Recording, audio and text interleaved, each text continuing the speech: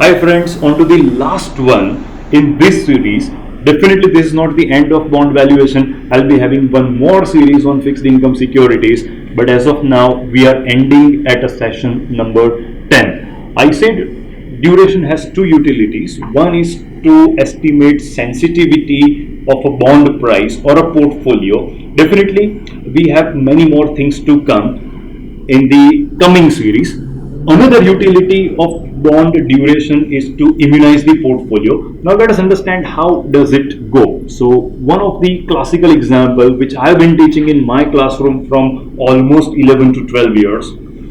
So A wants to realize a target return of 9% on his bond investment over a period of 7 years. He has two options: buy a 9% bond maturing exactly after 7 years and which is selling at a price of 1000. Another is that buy a 9% bond maturing after 10 years which is selling at a price of 1000. Intuitively anybody would select option A because it exactly matches with the investment horizon or say investment goal of our client. Now, for simplicity's sake, I have taken some changes, not complex changes. Interest rate if declines by 1%, there is no change in interest rate, and if interest rate increases by 1%. I request you to go through the question thoroughly. We move further. One part says that okay, so this 9 percentage has been the realized yield which is required by the investor over a period of 7 years, and now we are asking investor to invest in bond A. Let us look at it.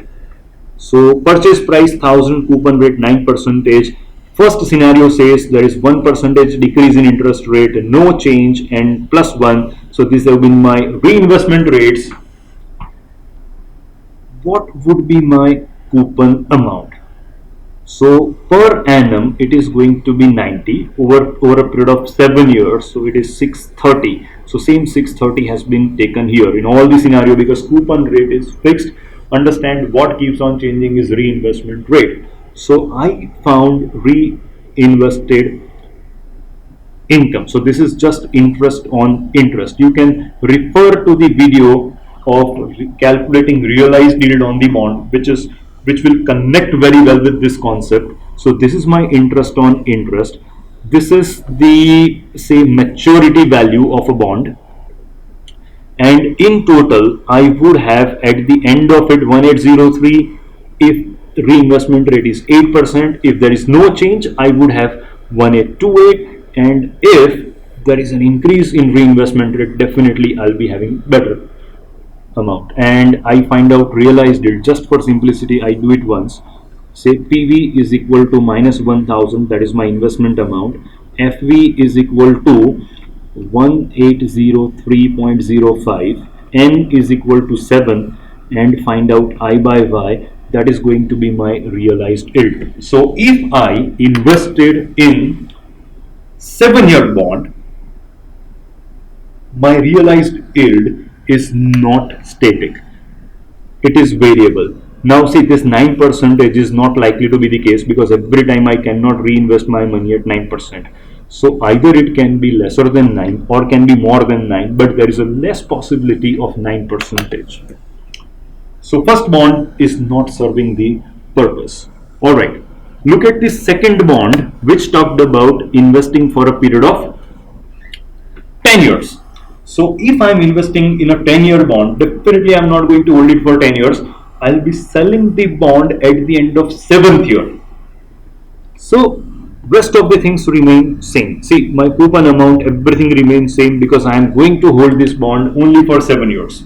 Even interest on interest income is also going to remain same. But instead of earlier maturity, I would be having some selling price.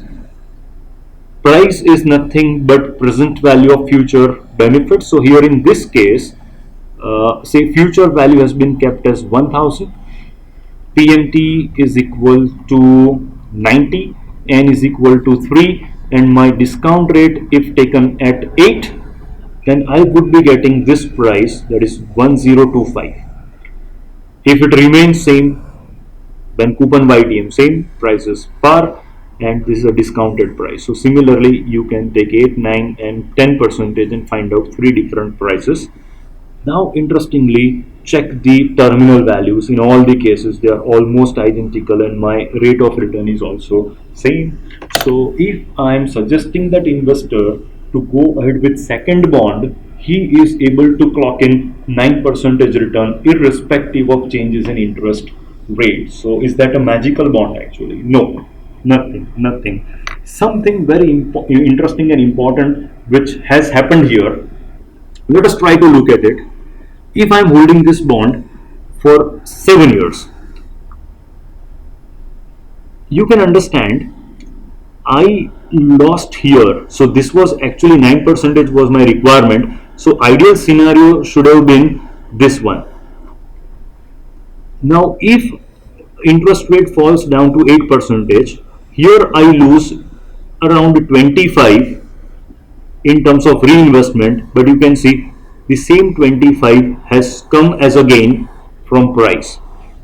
Another side, if reinvestment rate increases, I gained 25 from increase in reinvestment income, but same approximately has been the loss to me. So is the reason we can see at 7 years that is a set off in terms of loss in reinvestment income with capital appreciation and vice versa in this case, which was actually not happening in this case.